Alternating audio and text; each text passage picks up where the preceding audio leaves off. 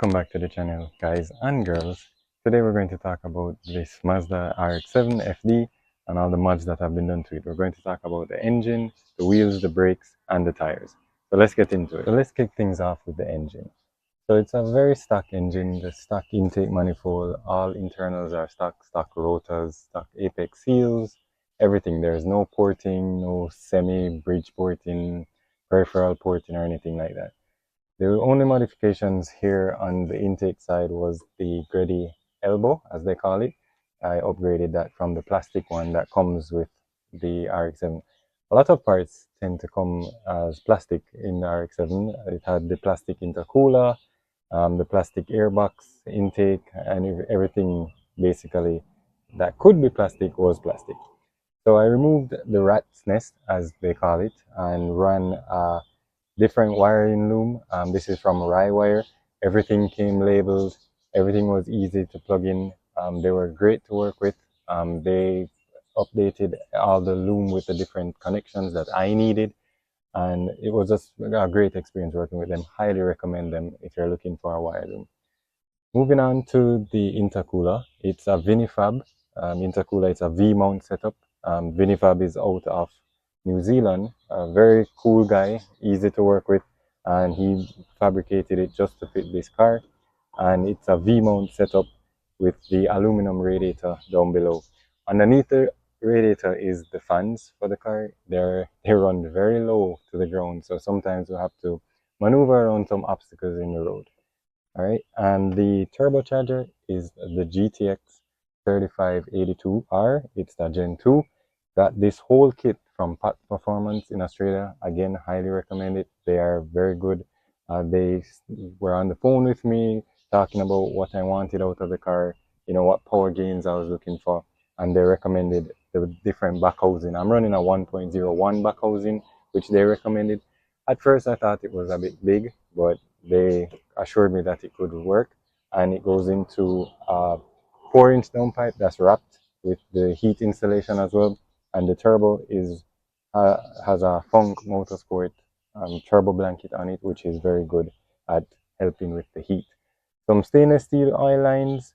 All the other coolant lines are Samco hoses as well. Always use Samco. Very good results. Never had a problem with them.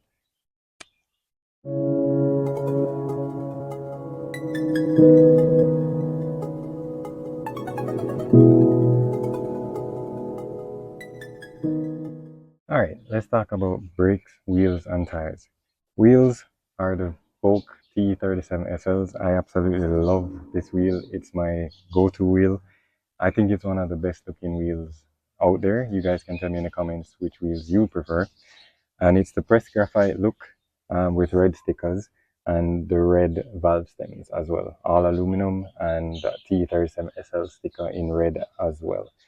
So this spec is the 18 by 9.5 plus 22, and the rears are 18 by 10.5 plus 15. The tires on the front are the Sumitomo HTR Z3s. Very good tires, would highly recommend them. The sizes on the front is the 255, 35, 18. Think it fits very well. No stretch really, but I like a clean look for my tires on wheels. The rears are running the same Sumitomo Z3s, and that's 275, 35, 18. The brakes, the calipers are the stock calipers, just repainted in red, and we're running EBC green stuff for brake pads. Very good brake pads, always use them.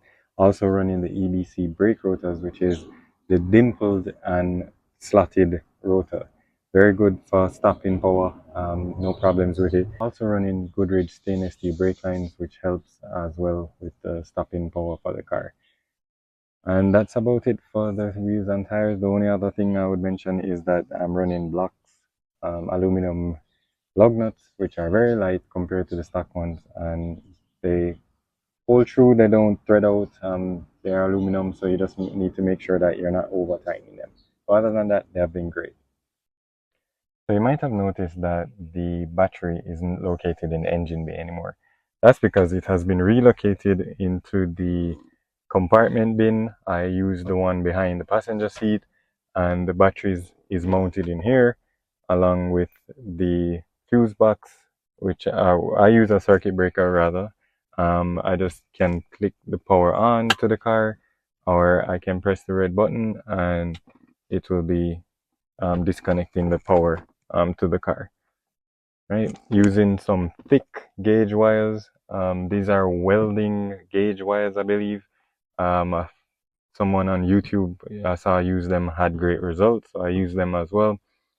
And the other bin is just there for storage, nothing else in there. And the back panel is here. The only thing that's missing from the interior is the privacy screen. I have been looking for one for a while, but no big deal. So I'll just continue to run it like this. So now let's go for our customary weekend drive that we do all the time.